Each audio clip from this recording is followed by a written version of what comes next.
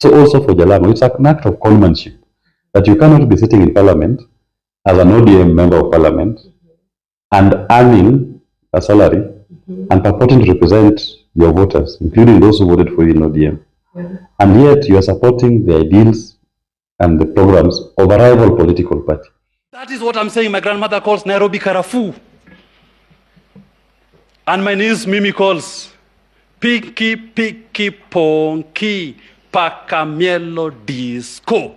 What's so beautiful and amazing, people? Of course, it's your girl Jackie Divan and Yatumbili TIV. And guys, I've met the one famous lawyer. Hello. Hello, how are you, Jackie? I'm good. Hey, lawyer Willis. Hapo nyuma uli trend. Really trend? Sana. And you're still on people's heads. And people still remember you. You know, that is called God's favor. Yeah, sure. God was introducing me to the people of Kenya. I don't take it for chance. Yeah, maybe, and they are feeling my vibe. Yeah. They are feeling my vibe going forward, even into my politics. They'll feel the vibe. Yeah. Yes. I would really love if you just to buzia to the phrase you used the other time about the plumber, about the choir in bombers. It was a lot, yeah. Because you know what I was trying to do, I wanted to communicate not just to the judges, but even to the people, the complex case that was going on. Yeah. Because someone had said, the IBC lawyer had said, that just in response to the question, what was Jose Camargo doing in the system after setting it up? And he likened Jose Camargo, he said, it's like a plumber who has to maintain the system to make sure the shower, the water is running. So for me, it was very simple. Logically, I use a shower. And when I'm using the shower, the plumber is never there. And if I found the plumber in my shower, as I'm showering, I mean, that's a sex offender. He's no longer a plumber. That is why the integrity of the system, so that even if Jose Camargo is the one who had set up that system, he has no right to be in that system when the system is in use. He now becomes an offender. And using their own analogy, if Madame is showering, and then the plumber becomes a peeping Tom, wants to look to make sure that the water is flowing well, we stop calling him a plumber, give him his rightful name. This is a sexual offender. The issue of the choir. The choir was my witness. So somebody was saying there was commotion in Bomas, there were fights. That is why they stopped announcing. But all of us saw the choir was singing. The Tanzanians were dancing. In fact, I've never seen a choir that can sing. But that choir should be in the Guinness Book of Records. They sang for almost 12 hours, non-stop, and dancing. So if there was war in Bomas, as was being said, then that choir could not have been singing. The choir would have been running for safety, but they were singing and dancing, and Kenyans were entertained.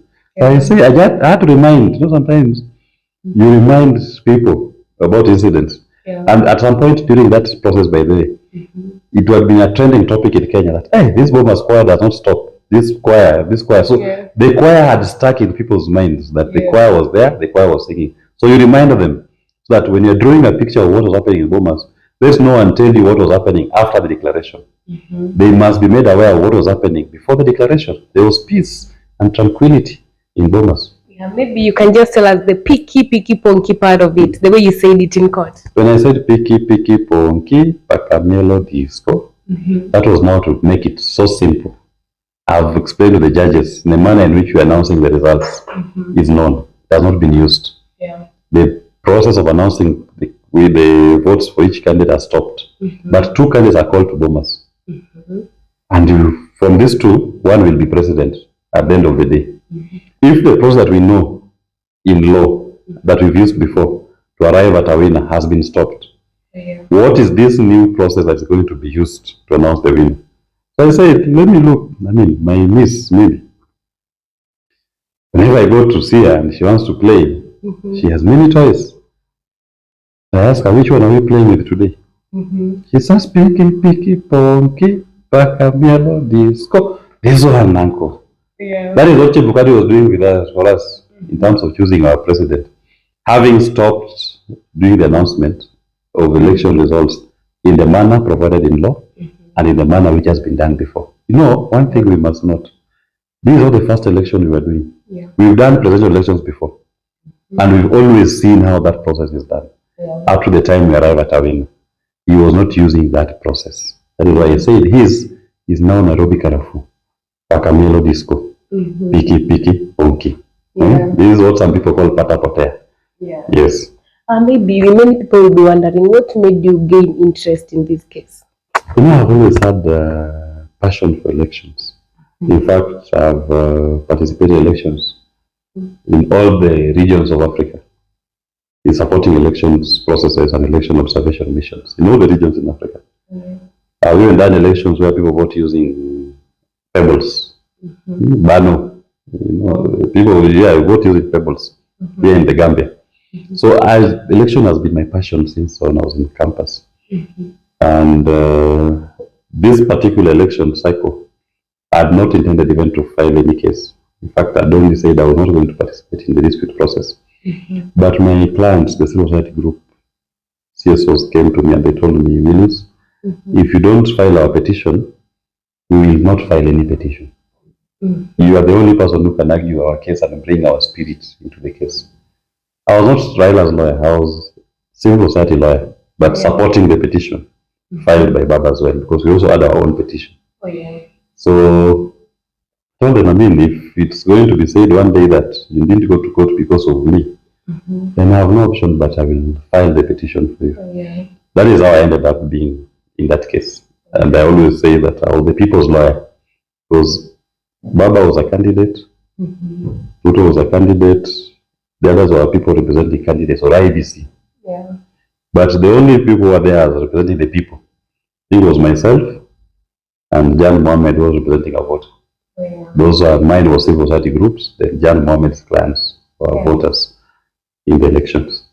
Maybe many people will be wondering, have you gained or how did you gain or benefit from all this? What I gained for me is God's favor. And I don't look at gains in terms of material gain. I look for gain in terms of what people view you. I get so much goodwill when I walk on the streets, when I go to court. People just coming to say hi and appreciating me for litigating in a way that I was able to communicate to them what the issues are in court. And for me, that is the greatest gain. When you have the warmth of the people, people just appreciating you for who you are, not even expecting anything, just to say hi. And just take a picture, we wish you well, I pray for you, we pray for you, keep going. That positive feedback was the greatest gain, that I was able to warm the hearts of many Kenyans. I don't know if all of them, but many of them. And that has given me satisfaction. I've never gotten professional satisfaction than I did from this last election cycle. And it is phenomenal. You go into a space and people may not even know Willis Otieno. You just say piki, ponki, and then everybody now changes and conversation turns. And that to me is the greatest gain that I got. Maybe can you comment on the current situation of politics in Kenya? Our politics, in my view, is we're in a dire situation. We're in an economic mess. The cost of living is a big problem. We may even default in our debt payments as a country. It's a highly likely we may default. And with all this, we need to rethink what is our economic model of governing this country. Where I differ with Kenya Kwanza and Azimio is then they believe that to address our challenges is about to distribute. How to distribute the cake to tapea, gawa. As we believe now, as I mean the Jimmy Willie ticket, because Jimmy Wanjigi is my running mate. You were running with him in 2022, but you were stopped. But the challenge of our country is that the cake is this small. That's shrunk. And everybody is fighting to be given a piece of this cake. And the solution being offered by the other camps is to distribute it, redistribute it. As we are saying, the problem being a shrunk cake, small, the solution can only be to bake a bigger cake. It's about production, not distribution. Their politics is anchored on distribution. Our politics, and we believe the solution for this country, will be a production-based politics, where we come up with policies and programs that enhance the production sector, productivity of this country. I can tell you, only 80,000 Kenyans and 100,000 shillings. That is your middle class. In that cluster, you are one disease away from poverty. Just one disease away from poverty. And you're back to, unfortunately, you are struck by a calamity, the disease. The medical bills alone will bring you back to poverty, even if you are middle class. If you can come up with economic programs and policies that can move 80,000 Kenyans to 2 million Kenyans to be middle class, to earn 100,000 shillings more, you can imagine what kind of a country you'll be having. The kind of phenomenal growth, the purchasing power that will be in the people, the demands then to meet their needs, even in terms of the quality of life they want to live. This country will exponentially grow. So that is what we believe should be the driver of this country. A government that focuses on empowering the private sector and growing the middle class from 80,000 to 2 million people. And that middle class will be the spur of our nation's growth. Because you'll be having a population of more than 2 million that has the spending power to drive the economy. Government should take a back seat. Government should only provide a facilitative role. Government cannot be the driver. But now the problem of the country today is housing. Government says we'll build for you houses. How many and at what cost? You can never meet the demands. If you go today here in Kilimani, there are so many houses which are unoccupied. It's not like there are a lack of houses. The problem is not the availability of the house. The problem is the affordability. How many people are able to afford the kind of houses that are in the market? So if you find that the problem is people cannot afford it, then you don't say I'm making cheaper houses. You empower people. Go and come up with policies that is going to empower the people, that they are able to afford houses. When these people are empowered, the private sector again will build houses that can commiserate with their demands, the quality of life they want to live. You'll be building houses for them and across the country, right? But if you say you're going to build affordable houses in Githunguri, do you even know the map out of Githunguri area? I'm going to give you free houses in Githunguri. But if you are the empowered people in Githunguri, they had money.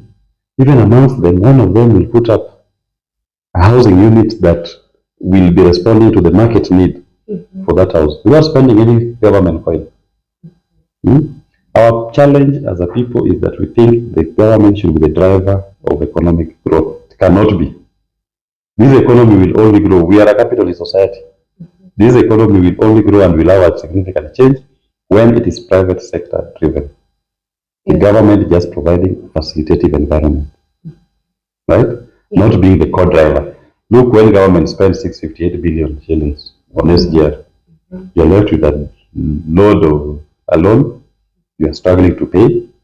An SGR that spends almost 30 million shillings per day only makes for you 10 million shillings per day, but spends 30 million. You are stuck with it, even if it's operating at full capacity. It's nothing. That's a government intervention. Now you are paying for something that you are not using. In fact, it's like a snake wrapping its neck around your neck and eating you up slowly by slowly. That should have been a private sector driven thing.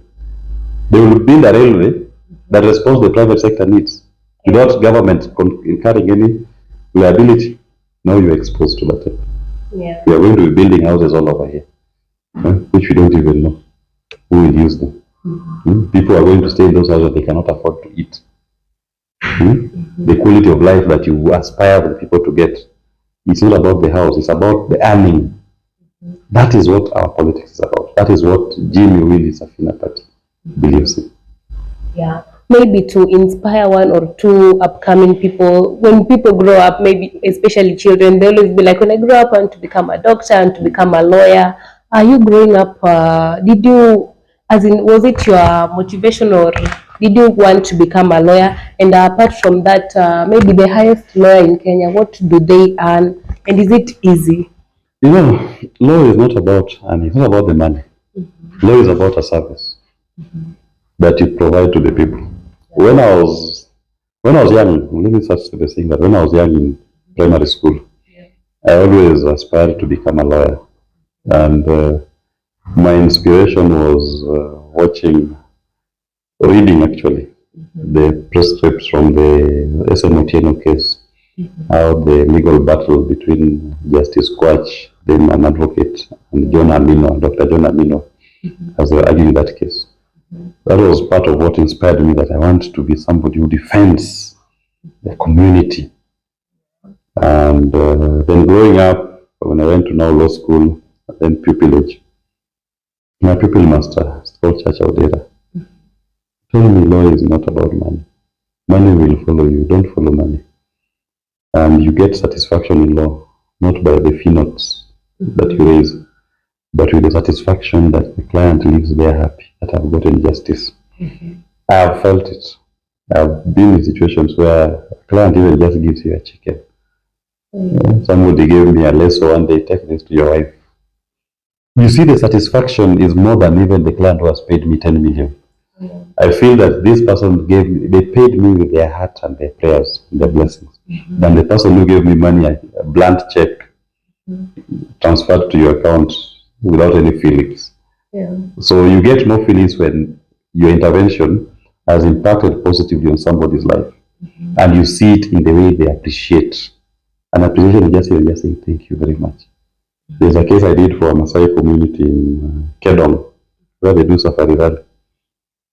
And when we finished that case and the clients were awarded 4,000 acres of land, all they told me is, we never paid you any legal fees. We never afford to pay you any money.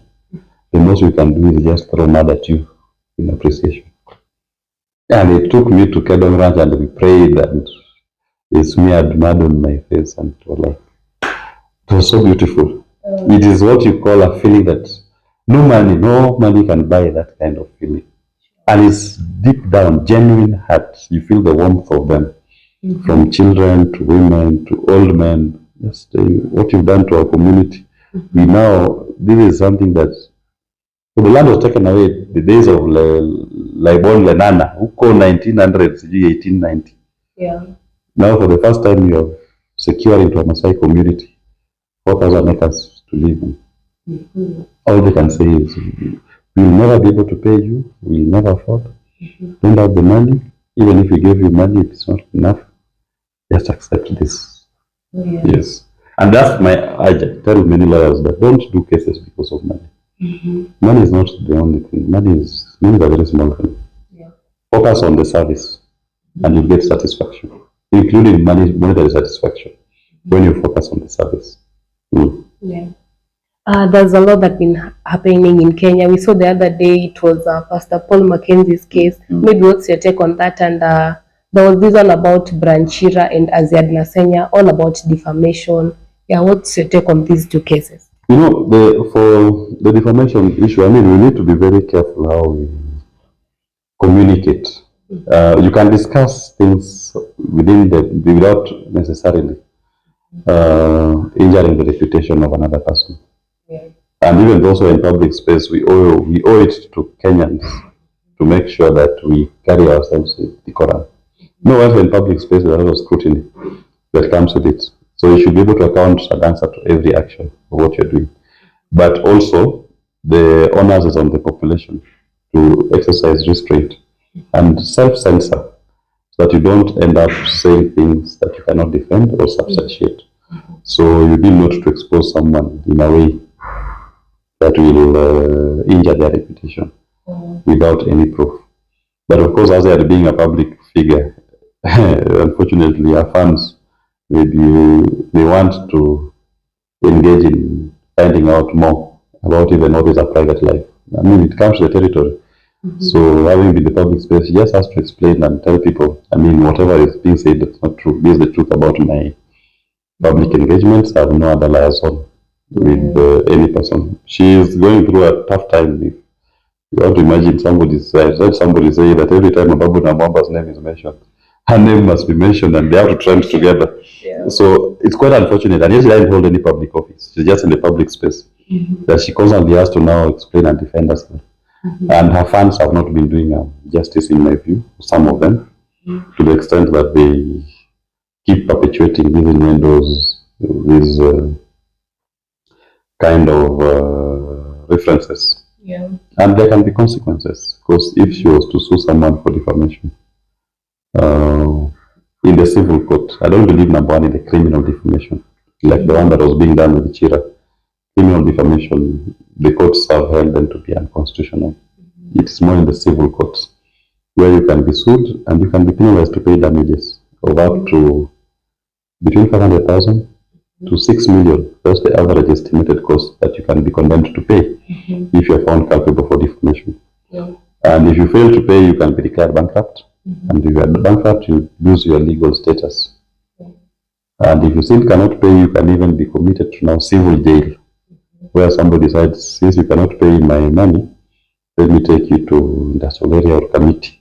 You stay there for 6 months. I will be paying for your meals for the duration when you don't have your liberty. Oh, yeah. Yes.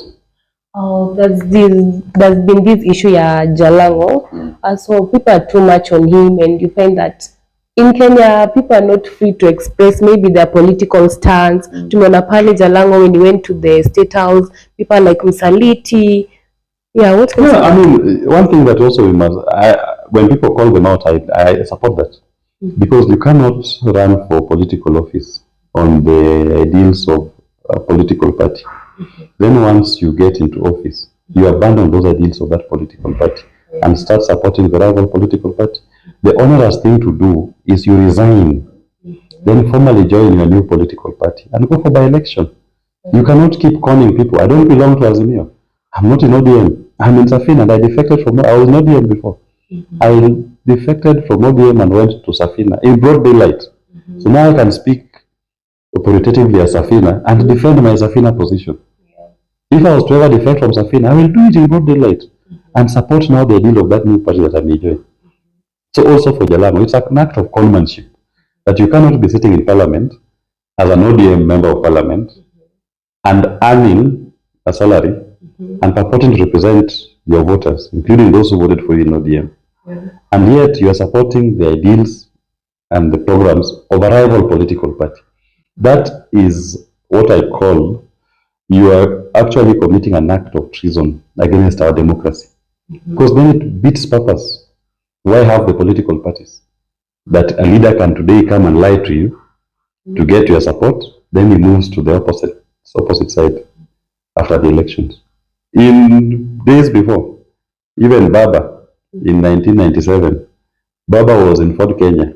He disagreed with Ford Kenya, the party leader then, Kijana Wamalo. He defected in January 1997. They did a by-election.